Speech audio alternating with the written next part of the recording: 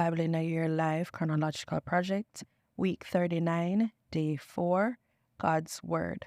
Just so you know, you can join us every week on Sundays at 6:30 p.m. Daylight Saving Time on Zoom, where we read through the Bible together live. Zoom details can be found in the description. Let's dig in. The faith of a Greek woman. Jesus left that place and went to the territory of Tyre. He didn't want anyone to know that he was staying in a house there. However, it couldn't be kept a secret. A woman whose little daughter had an evil spirit heard about Jesus. She went to him and bowed down. The woman happened to be Greek, born in Phoenicia in Syria. She asked him to force the demon out of her daughter. Jesus said to her, "First, let the children eat all they want. It's not right to take the children's food and throw it to the dogs." She answered him, "Lord, even the dogs on the table eat some of the children's scraps." Jesus said to her, "Because you have said this, go, the demon has left your daughter." The woman went home and found the little child lying on her bed, and the demon was gone. The faith of a Canaanite woman. Jesus left the place and went to the region of Tyre and Sidon. A Canaanite woman from that territory came to him and began to shout, "Have mercy on me, Lord, Son of David. My daughter is tormented by a demon." But he did not answer her at all. Then his disciples came to him and urged him, "Send her away. She keeps shouting behind us." Jesus responded, "I was sent only to the lost sheep of the nation of Israel." She came to him, bowed down, and said, "Lord, help me." Jesus replied, "It's not right to take the children's food and throw it to the dogs." She said, "You're right, Lord, but even the dogs eat scraps that fall from the master's tables." Then Jesus answered her, "Woman, you have strong faith. What you wanted will be done for you." At that moment, her daughter was cured. Jesus cures a deaf man. Jesus then left the neighborhood of Tyre. He went through Sidon and the territory of the 10 cities to the Sea of Galilee. Some people brought to him a man who was deaf and who also had a speech deficit. They begged Jesus to lay his hand on him. Jesus took him away from the crowd to be alone with him. He put his fingers into the man's ears, and after spitting, he touched the man's tongue. Then he looked up to heaven, sighed, and said to the man, "Ephphatha," which means, "be opened." At once, the man could hear and talk normally. Jesus ordered the people not to tell anyone, but the more he ordered them, the more they spread the news. Jesus completely amazed the people. They said, "He has done everything well. He makes the deaf hear and the mute talk." Jesus moved on from there and went along the Sea of Galilee. Then he went up a mountain and sat there. A large crowd came to him, bringing with them the lame, blind, disabled, those unable to talk, and many others. They laid them at his feet, and he cured them. The crowd was amazed to see mute people talking, the disabled cured, the lame walking, the blind seeing. So they praised the God of Israel. Jesus feeds 4,000. About that time, there was once again a large crowd with nothing to eat. Jesus called his disciples and said to them, "I feel sorry for the people. They have been with me 3 days now and have nothing to eat.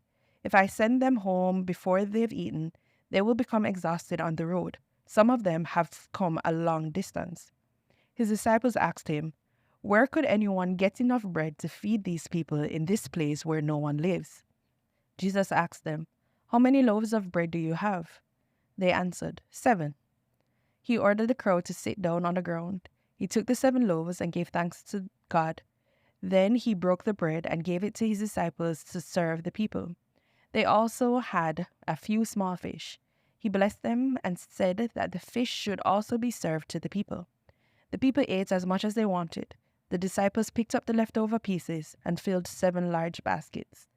About 4,000 people were there. Then he sent the people on their way. After that, Jesus and his disciples got into a boat and went into the region of Dalmanutha. Jesus feeds more than 4,000. Jesus called his disciples and said, "I feel sorry for the people. They have been with me 3 days now and have nothing to eat. I don't want to send them away hungry, or they may become exhausted on their way home." His disciples asked, "Where could we get enough bread to feed such a crowd in this place where no one lives?" Jesus answered them, "How many loaves of bread do you have?" They answered, 7, and a few small fish. He ordered the crowd to sit down on the ground. He took the 7 loaves and the fish and gave thanks to God. Then he broke the bread and gave it to the disciples, and they gave the bread and fish to the people. All of them ate as much as they wanted. The disciples picked up the leftover pieces and filled 7 large baskets. 4,000 men had eaten. This number does not include the women and children who had eaten. After he sent the people on their way, Jesus stepped into the boat and came to the territory of Magadan. The Pharisees asked for a sign from heaven. The Pharisees and Sadducees came to test Jesus, so they asked him to show them a miraculous sign from heaven. He responded to them, "In the evening you say that the weather will be fine because the sky is red, and in the morning you say that there will be a storm today because the sky is red and overcast. You can forecast the weather by judging the appearance of the sky, but you cannot interpret the signs of the times.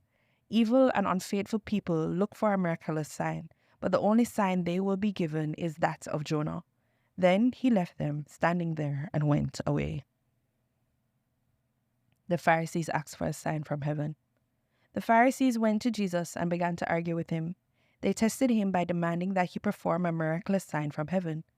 With a deep sigh, he asked, "Why do these people demand a sign? I can guarantee this truth. If these people are given a sign, it will be far different than what they want." Then he left them there. The yeast of the Pharisees. He got into a boat again and crossed to the other side of the Sea of Galilee. The disciples had forgotten to take any bread along and had only 1 loaf with them in the boat.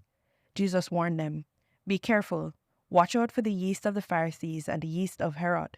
They had been discussing with one another that they didn't have any bread. Jesus knew what they were saying and asked them, "Why are you discussing the fact that you don't have any bread? Don't you understand yet? Don't you catch on? Are your minds closed? Are you blind and deaf? Don't you remember?